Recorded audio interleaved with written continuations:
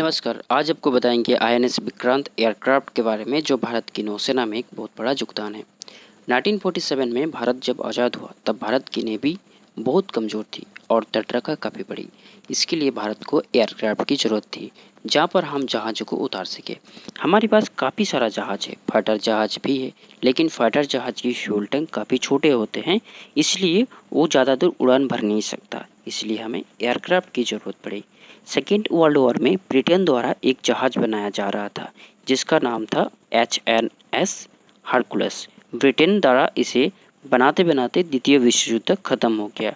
उस समय भारत 1957 में ब्रिटेन से इसे खरीद लिया और 1961 तक भारत अपने हिसाब से इसे बनाना चालू किया और इसे बना दिया और अपने एयरक्राफ्ट में इसे शामिल कर लिया, जिसे हम आईएनएस विक्रांत के नाम से जानते हैं, जो 1997 तक भारतीय नौसेना में रहा। और इसी आईएनएस विक्रांत को पाकिस्तान के पीएनएस गाजी डुबाने आया था, जो खुद डूब गया।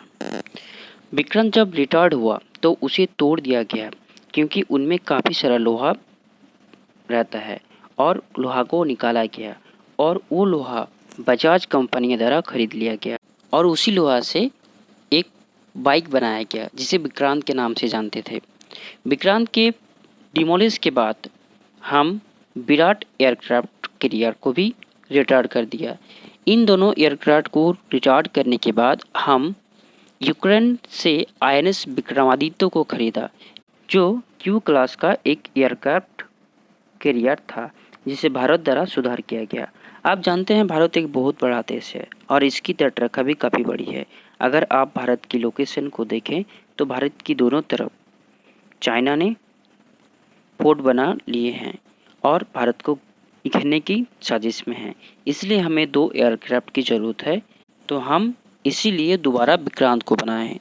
इसे बनाने में 22,000 करोड़ रुपया की लागत आई है और समय करीब 10 साल लगा है। हालांकि इसे अभी सी ट्रायल में रखा गया है। इसका 60 से 70% पार्ट्स भारत में बनाया गया है और बाकी बाहर से मंगाया गया है। अगर आप देखें तो इसका 1,00,000 हॉर्स पावर की क्षमता है, यानी 1,10,000 की घड़े का खींचने का शक्ति, और इसे कोची शिपयार्ड लिमिटेड द्वारा बनाया गया है, जो कि कोची शिपयार्ड भारत की सबसे बड़ी यार्ड है। सबसे पहले जहाज की निचली ढांचा को बनाया जाता है। एक ढांचा तैयार करने के बाद उसे समुद्र में उतार दिया जाता है। इसके बाद जहाज के राडार एविएशन कॉम्प्लेक्स और ऊपर के टैग को बनाया जाता है। आईएनएस विक्रांत की लंबाई 860 फीट है और चौड़ाई 203 फीट और जहाज की ऊंचाई 84 फीट है। जहाज की क्षेत्र 2.5 एकड़ में फैला हुआ है और इसकी रफ्तार 52 किलोमीटर पर आवर, जो कि मैक्सिमम स्पीड है, और यह 15,000 किलोमीटर तक जा सकता है। इस जहाज़ में 196 ऑफिसर्स और 1149 सेलर्स और इसके ऊपर जहाज, इसके पायलट, इंजीनियर रहने की जगह है। अभी 1 साल यह सी ट्रायल में रहेंगे। इसकी सभी प्रकार की जांच किए जाएंगे। स्पीड ब्रेक, वो कितने जल्दी टर्न कर रहे हैं, क्योंकि युद्ध की जहाज़ को जल्दी टर्न होना चाहिए।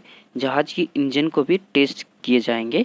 इसके बाद इसको नौसेना में शामिल किए जाएंगे। इस तरह के जहाज़ में जितना सारा एयरक्राफ्ट कैरियर रखे जाते हैं वो ऊपर में नहीं, इसे अंदर सेकेंड फ्लोर पर रखा जाता है और ये सभी एयरक्राफ्ट को नीचे ले जाने के लिए 2 लिफ्ट लगा हुआ रहता है, यानी विक्रांत पर 2 लिफ्ट लगा हुआ है, जिसे हम एयरक्राफ्ट लिफ्ट कहते हैं। इस पर 2 रनवे भी है जिस पर लैंडिंग की जा सकती है। अगर हेलीकॉप्टर है तो हेलीकॉप्टर को भी रखने की जगह है। जहाज पर ट्रैकन रेडार भी है, जो किसी भी जहाज को लैंड करने की सहायता प्रदान करता है। इसके अलावा विक्रांत पर मेरीन रडार भी लगा हुआ है, जो छोटी मोटी टारगेट को पकड़ते हैं, जैसे ड्रोन या छोटे जहाज पर बम। इसके अलावा नेविगेशन रडार भी रहते हैं, जो सही दिशा बताते हैं कि कौन सा रास्ता में विक्रांत को जाना चाहिए।